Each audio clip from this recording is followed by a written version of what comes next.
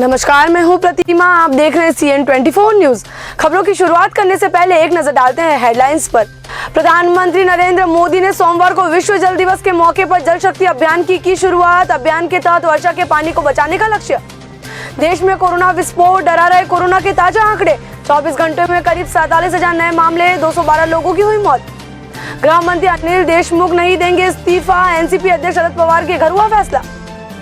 दक्षिण कश्मीर के जिला सोफिया में सुरक्षा बलों ने लश्कर-ए-तैयबा के 4 आतंकी मार गिराए, सेना का जवान भी घायल। मशहूर पटकथा लेखक निर्देशक सागर सरहदी का निधन, 88 साल की उम्र में ली आखिरी सांस। प्रधानमंत्री नरेंद्र मोदी ने सोमवार को विश्व जल दिवस के मौके पर जल शक्ति अभियान की शुरुआत की। इसके साथ ही कर्नाटक के बीदर, राजस्थान के बूंदी व उत्तराखंड की टिहरी पंचायतों से वहां की जल समस्या व इससे निपटने के लिए उठाए गए कदमों पर चर्चा की। प्रधानमंत्री कार्यालय ने जारी किए गए बयान के अनुसार 22 मार्च को विश्व जल दिवस के मौके पर देश भर में यह अभियान शुरू होने जा रहा है। देश के सभी शहरी व ग्रामीण इलाकों में शुरू होने वाले इस अभियान की theme catch the rain where it falls when it falls है। इसके तहत वर्षा के पानी को बचाने का लक्ष्य है। यह अभियान 22 मार्च से 30 नवंबर तक चलेगा, जो देश में मानसून शुरू होने से पहले और पूरा मानसून का मौसम कवर करेगा। इस मुहिम की शुरुआत जन आंदोलन के तौर पर की जाएगी, ताकि जमीनी स्तर पर लोग इसमें शामिल हो पानी बचा सके। इसके लिए प्रधानमंत्री ने रविवार को ट्वीट कर जानकारी दी थी। उन्होंने लिखा था, कल विश्व जल दिवस के मौके पर कैन बेतवा लिंक प्रोजेक्ट के लिए ऐतिहासिक MOA पर हस्ताक्षर किया जाएगा। इस प्रोजेक्ट से बुंदेलखंड के लोगों को सहायता मिलेगी। केन बेतवा लिंक प्रोजेक्ट पूर्व प्रधानमंत्री अटल बिहारी वाजपेयी के उस सपने को साकार करेगी, जिसमें नदियों में आने वाले अतिरिक्त पानी को नदी जोड़ो प्रोजेक्ट के तहत सूखे या कम पानी वाले इलाकों में पहुंचाया जाना था। यह प्रोजेक्ट जल संकट की परेशानी झेल रहे बुंदेलखंड के लिए किसी उपहार जैसा है। इस प्रोजेक्ट से सबसे अधिक फायदा उन क्षेत्रों को मिलेगा जहां पानी की कमी से जनजीवन प्रभावित है। राष्ट्रपति रामनाथ कोविंद ने पत्नी सविता कोविंद के साथ श्री जगन्नाथ धाम के विकास के लिए 1 लाख रुपए का योगदान दिया है। आपको बता दें कि राष्ट्रपति ओडिशा के 3 दिवसीय दौरे पर है। राष्ट्रपति रामनाथ कोविंद रविवार को शाम 6 बजे बीजू पटनायक अंतर्राष्ट्रीय एयरपोर्ट पहुंचे, जहां पर उनका भव्य स्वागत किया गया। यहां से राष्ट्रपति का काफिला सीधे राजभवन पहुंचा।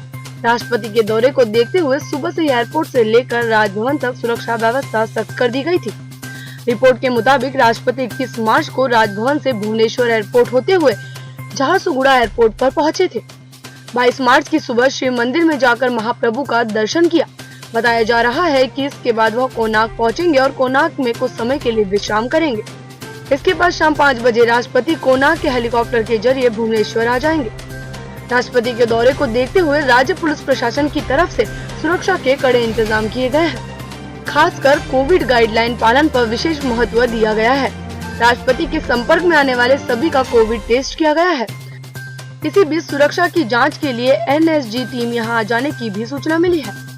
देश में एक बार से कोरोना वायरस संक्रमण तेजी से बढ़ रहा है।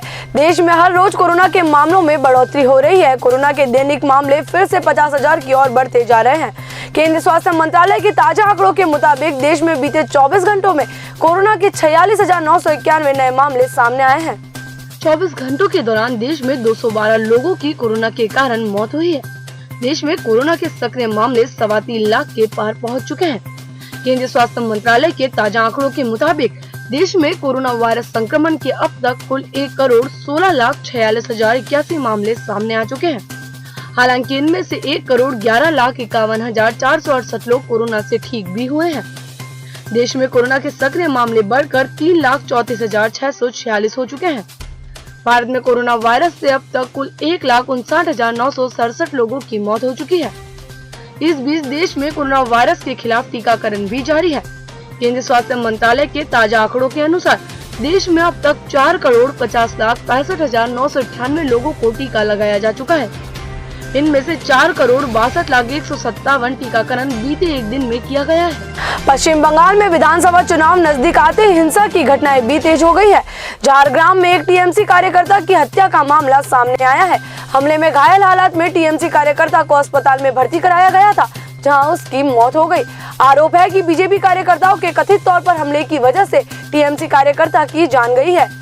हंगामे की आशंका को देखते हुए झारग्राम अस्पताल के पास भारी संख्या में पुलिस बल को तैनात किया गया। पश्चिम बंगाल में विधानसभा चुनाव नजदीक आते हिंसा की घटनाएं भी तेज हो गई है। मालूम हो कि पश्चिम बंगाल के झारग्राम में एक टीएमसी कार्यकर्ता की हत्या का मामला सामने आया है। हमले में घायल टीएमसी कार्यकर्ता को अस्पताल में भर्ती कराया गया था, जहां उनकी मौत हो गई। कथित तौर पर टीएमसी का आरोप है कि भाजपा कार्यकर्ताओं के हमले की वजह से टीएमसी कार्यकर्ता की जान गई है। बड़े हंगामे की आशंका को देखते हुए झारग्राम अस्पताल के पास बड़ी संख्या में पुलिस बल को तैनात किया गया है। गौरतलब है कि चुनाव पास आते ही राज्य में हिंसक घटनाएं भी सामने आने लगी है। जानकारी हो कि कुछ दिन पहले इलम बाजार में भाजपा कार्यकर्ता का शव मिला था। बंगाल के बीरभूम में एक भाजपा कार्यकर्ता की हत्या का मामला सामने आने पर उस समय टीएमसी कार्यकर्ताओं पर हत्या का आरोप लगाया गया था, जिसके बाद भाजपा और टीएमसी आमने सामने आ गए थे। अब टीएमसी वर्कर की हत्या के बाद टीएमसी दोनों पार्टियां एक बार फिर आमने सामने हैं। हिंदी सिनेमा के मशहूर निर्माता, निर्देशक, पटकथा और संवाद लेखक सागर सरहदी अब इस दुनिया में नहीं रहे। 88 साल के सागर सरहदी का मुंबई में निधन हो गया है। उन्होंने बॉलीवुड फिल्म सिलसिला, चांदनी और कभी कभी जैसे फिल्मों के लिए काम किया था। खबर के अनुसार सागर सरहदी काफी समय से बीमार चल रहे थे। सागर सरहदी के निधन से बॉलीवुड में शोक का माहौल है। बॉलीवुड के कई सितारों ने सोशल मीडिया पर उन्हें याद करते हुए श्रद्धांजलि दी। खबरों के मुताबिक सागर सरहदी ने अपनी जिंदगी के आखिरी दिनों में खाना पीना तक छोड़ दिया था। सागर सरहदी को हाल ही में दिल की समस्या के बाद सायन में कार्डियक केयर अस्पताल के आईसीयू में भर्ती कराया गया था। उन्होंने मुंबई के सायन इलाके में स्थित अपने घर में आखिरी सांस ली। सागर सरहदी का अंतिम संस्कार मुंबई में किया जाएगा। इससे पहले फरवरी 2018 में दिल का दौरा पड़ने के बाद सरहदी को अस्पताल में भर्ती कराया गया था। रिपोर्ट्स की माने तो उनसे पिछले कुछ हफ्तों में भोजन और पानी की पूरी तरीके से भूख खो दी थी। सागर सरहदी का असली नाम गंगा सागर तलवार था। उनका जन्म 11 मई साल 1933 में पाकिस्तान के एबटाबाद में हुआ था, लेकिन कुछ समय बाद वह अपना गांव छोड़कर दिल्ली के किंग्सवे कैंप में बस गए। इसके बाद सागर सरहदी मुंबई चले गए। लंबे संघर्ष के बाद उन्होंने हिंदी सिनेमा में अपनी जगह और पहचान बनाई। सागर सरहदी को बॉलीवुड में असली पहचान मशहूर निर्माता निर्देशक यश चोपड़ा की फिल्म कभी कभी से मिली थी। सरहदी हिंदी फिल्म इंडस्ट्री के सबसे बेहतरीन कहानीकारों में से एक थे। उन्होंने कभी कभी, सिलसिला और दीवाना के अलावा नूरी, चांदनी, रंग, जिंदगी, कर्मयोगी, कहो ना प्यार है, कारोबार, बाजार और 64 जैसे फिल्मों के लिए पटकथाएं लिखी थी, जो बाद में ब्लॉकबस्टर बन गई। स्मिता पाटिल, फारूक शेख और नसरुद्दीन शाह द्वारा अभिनीत उनके निर्देशन में बने फिल्म बाजा समीक्षकों ने काफी पसंद किया था। सागर सरहदी के निधन से बॉलीवुड में शोक का माहौल है। बॉलीवुड के कई सितारों ने उन्हें सोशल मीडिया पर याद किया, साथ ही सागर सरहदी को आखिरी श्रद्धांजलि भी दी। असम विधानसभा चुनाव के पहले प्रदेश के बीजेपी प्रमुख रंजीत कुमार दास ने कहा कि पार्टी जल्द ही नागरिकता संशोधन कानून को राज्य में लागू करेगी। असम के भारतीय जनता पार्टी प्रमुख रंजीत कुमार दास ने सोमवार को नागरिकता संशोधन कानून को लेकर कहा कि इससे कोई भी नुकसान नहीं है, इसे संसद से पारित किया गया है। प्रदेश के बीजेपी प्रमुख रंजीत कुमार दास ने कहा कि सीए से किसी तरह का नुकसान नहीं होने जा रहा है। हम निश्चित तौर पर इसे लागू करने जा रहे हैं। कानून का गठन किया जाएगा। उन्होंने कहा, विधानसभा चुनाव पर सीए को कोई असर नहीं होगा। जब यह मुद्दा गर्म था तब हमने पंचायत चुनावों में हिस्सा लिया था और लोगों से इस बारे में सवाल किया था और विदेशियों के यहाँ प्रवेश पर उनसे राय मांगी थी। हमें उस चुनाव में सबसे अधिक सीटें मिली थी। उन्होंने बताया कि असम चुनाव प्रचार जोरों पर है। संसद में इसकी मंजूरी के बाद शीर्ष भाजपा नेता सीए के मुद्दे से दूरी बना रहे हैं। इस कानून का असम में काफी विरोध हुआ था। प्रदेश भाजपा अध्यक्ष ने माजुली में कहा, संसद में हमने विधेयक पारित किया है और हम इसके समर्थन में हैं। इसे लेकर सभी नियामकों के काम पूरे हो जाने और राज्य की सत्ता में वापस आने पर हम इसे लागू कर देंगे। उन्होंने आगे कहा, इसे वापस करने का सवाल नहीं। दरअसल उनसे कांग्रेस नेता राहुल गांधी के वादे को लेकर सवाल किया था कि असम में वो इस कानून को लागू करने की अनुमति नहीं देंगे। रंजीत दास ने कहा, मैं शर्त लगा सकता हूं कि राहुल गांधी सीए के बारे में कुछ नहीं जानते। हमारे बूथ स्तर पर काम करने वाले वर्करों को इस बारे में अधिक जानकारी है। देश में कोरोना वायरस संक्रमण का दूसरा दौर अब तेजी से रफ्तार पकड़ता जा रहा है। इसको देखते हुए देश के कई राज्यों में कोरोना संबंधी पाबंदियां फिर से लगाई जा रही है।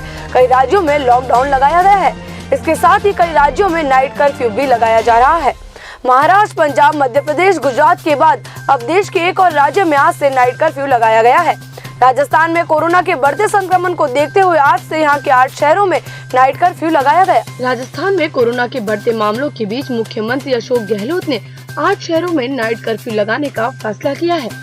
इसके साथ ही राजस्थान के सभी निकायों में 22 मार्च से रात 10 बजे के बाद बाजार बंद रखे जाएंगे।